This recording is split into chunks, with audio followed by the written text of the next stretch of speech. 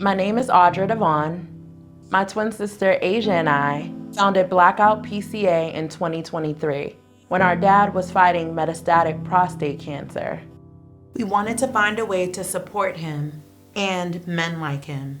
There are so many great resources for women with breast cancer, but not so much for men with prostate cancer. Our father passed away in 2024. It was so difficult for all of us. I'm Amy Carlindsey. My dad also passed away in 2024 from metastatic prostate cancer and duodenal cancer. I joined up with Audra and Asia and Blackout PCA because men like our dads really do need more resources for dealing with prostate cancer.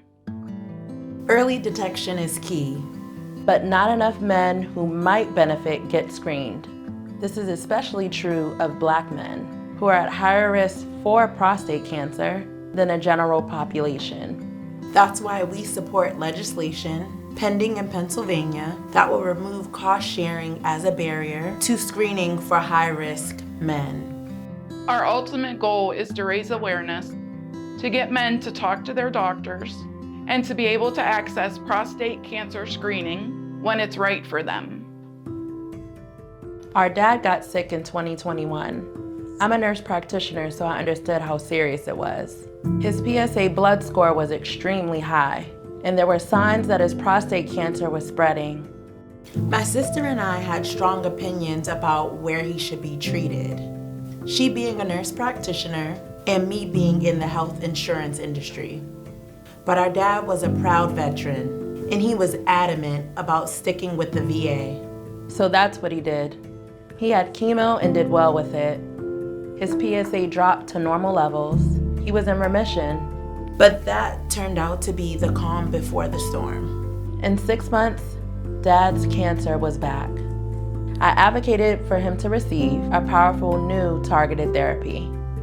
He started it, and at first it worked well. But eventually, the side effects were too much for him. He became weak and started falling. Palliative care and hospice were next.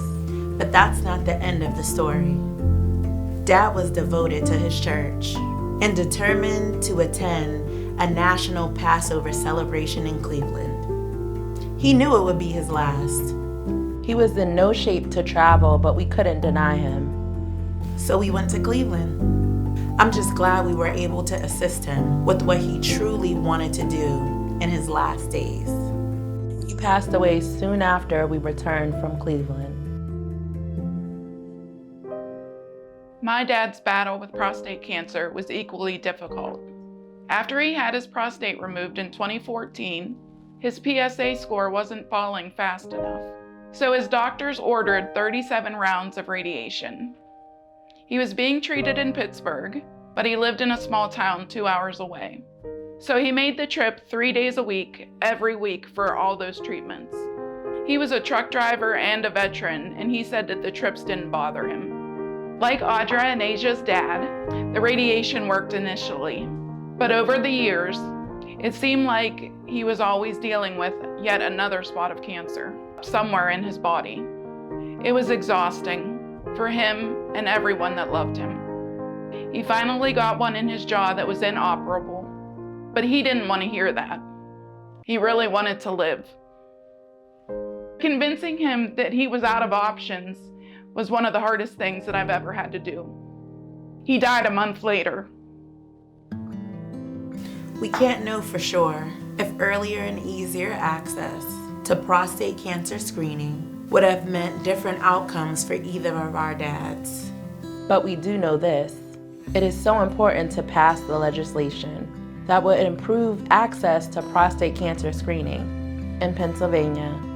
That would mean that more men that were high risk for prostate cancer would know about and have access to prostate cancer screening.